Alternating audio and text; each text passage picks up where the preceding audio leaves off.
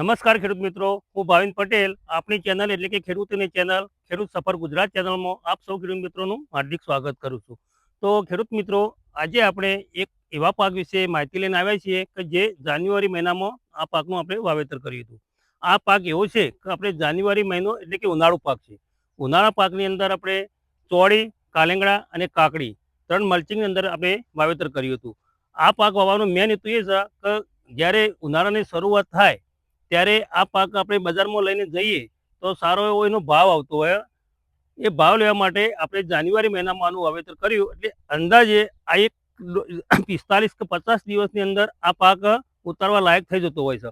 તો ખેડૂત મિત્રો, આ પાક વાવ્યો ખરા આપણે, પણ એના માટે આપણે ઉછેરવા માટે કે જે પ્રમાણે બાળક નાનું હોય તો એનો ઉછેર કઈ રીતના કરવો હોય એ રીત પ્રમાણે આપણે આ જે 3 પાકની ખેતી કરી છે એની અંદર આપણે એનો ઉછેર કઈ રીતના કર્યો, એમાં કયું ખાતર આપ્યું, કઈ દવા આપી, તો આપણે 1 મહિનાનો 10 દિવસનો પાક આરે થઈ ગયો.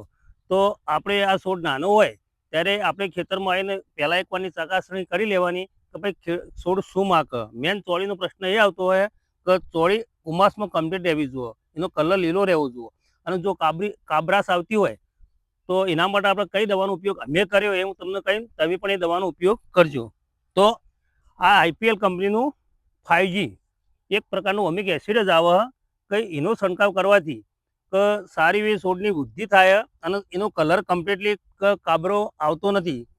ચોળીની અંદર મેન પ્રોબ્લેમ એ આવે કે કાબરો આપણે વધારે પડતું પાણી આપીએ તો પણ કાબરો આવી જતો હોય. તો ખેડૂત મિત્રો, કે ચોળી વસ્તુ ખેતી એ પ્રકારની કે એને બહુ પાણીની જરૂર પડતી નથી.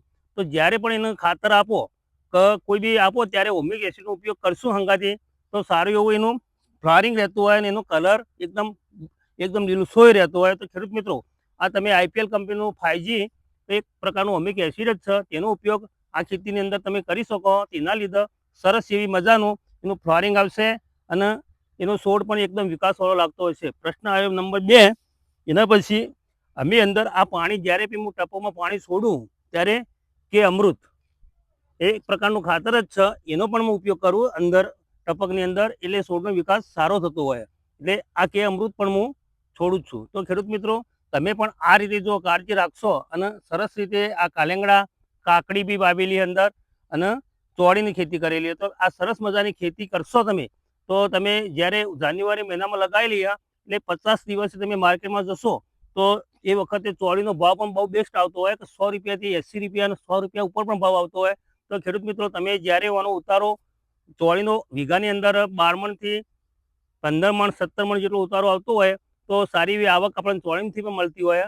અને બીજી વસ્તુ રહી આપણા કાલેંગડા અને કાકડી એક વસ્તુ એવી ને કે કોઈ બી માણસ હોય કે કોઈ બી વ્યક્તિ હોય કે ગમે તે ધર્મનો હોય, એ જ્યારે પણ જમવા બેસે એટલે કાકડીનું પણ આપણે મુખવાસ તરીકે જમવા બેસીએ ત્યારે આપણે કાપી અને ખાતા જ હોઈએ. તો કાકડી પણ સારો ભાવ આવતો હોય. અને કાલેંગડું એક વસ્તુ એવી ને કે એનું શાક બહુ સરસ બનતું હોય તો એનો પણ માર્કેટની અંદર 20 થી 25 રૂપિયા પર કિલો એ ભાવ હોતો જ હોય.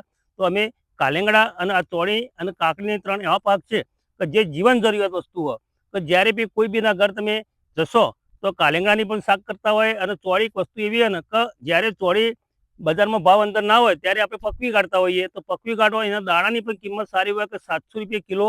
જ્યારે આપણે બિયારણની જરૂર પડતી હોય ત્યારે આપણે એ બિયારણ ખેડૂત જોડેથી તો આપણે કોઈ બી સંબંધીના ત્યાંથી લાવી અને આપણે વાવેતર કરતા હોય. તો તમે પણ જો ચોળીનો ભાવ ઓછો થઈ જતો હોય તો તમે ચોળી છેલ્લા એકાદો વારો હોય ને કે ભાવ બજારમાં ઘટી ગયો હોય તો આપણે પછી ચોળી ઘરે રાખી દેવાની, પકવી દેવાની, એનું બિયારણ કરી દેવાનું.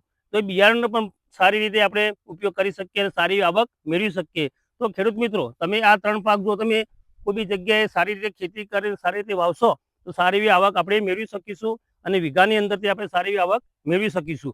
તો હું આ જ્યારે ઉતરવા આવશે ખેડૂત મિત્રો ત્યારે એનો પણ હું વિડીયો બતાવીશ. અને આ તમે એમ પૂછશો કે આ કઈ જાતની ચોળી છે, તો આ મધુમતીની ચોળીનું બિયારણ છે. અને કાલેંગડા અમારા ગામની જ વેરાયટી છે. એ વેરાયટીનું નામ છે રોણિયા કાલેંગડા, કે જે કાલેંગડા થોડા લોબા આવતા હોય. ગોળ કાલેંગડા અમે વાવતા નથી તો એનો બજારમાં ભાવ ઓછો હોય એટલે આ રોણિયા કાલેંગડા હોય છે. તમારે રોણિયા કાલેંગડાનું બિયારણ જોઈતું હોય તો મારો કોન્ટેક્ટ કરજો. અમારા ગામમાંથી કોઈ બી જગ્યાએ મારા જોડે પણ બિયારણ હશે તો હું તમને એ આપીશ. અને કાકડી આ નાયનુલ કાકડી વાવેલી છે કે જે પટલી રહેતી હોય અને લાંબી થતી હોય, એ પણ એ વેરાયટી સારી જ છે. તો તમે નાયનુલ કાકડી પણ વાવો, પછી ચોળી પણ વાવો અને કાલેંગડા પણ ખેતી કરો તો સારી આવક મળશે.